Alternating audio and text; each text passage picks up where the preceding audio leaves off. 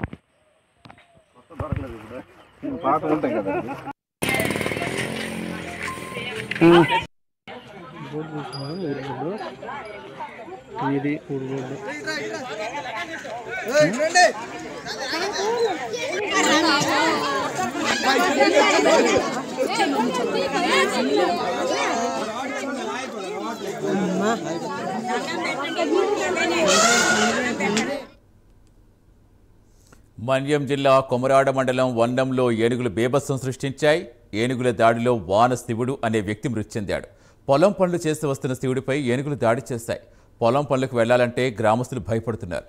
పూర్తి సమాచారం ఇచ్చేందుకు మా కరెస్పాండెంట్ సుబ్బారావు జనవుతున్నారు.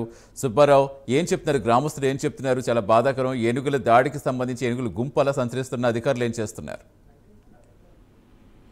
సతీష్, పార్టీపురం మన్యం జిల్లా కురుపాం నియోజకవర్గంలో కొమరాడ మండలం వన్నం గ్రామంలో ఏనుగులు ఈ రోజు మరోసారి బీభత్సం సృష్టించాయి.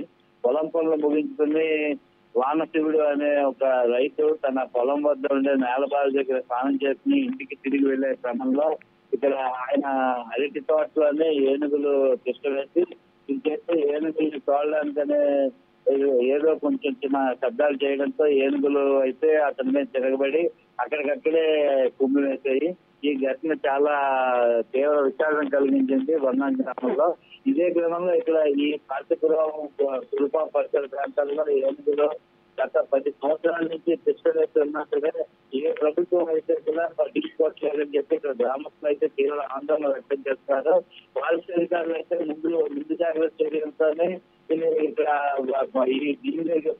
పొలం పనులకి అయితే సాయంకాలం ఈ ఏనుగులు వచ్చే టైంలోనే వాటిలో మీరు పొలాల్లోకి అయితే సంచరించకండి అని చెప్పి వాళ్ళకైతే చెప్తున్నారు సతీష్.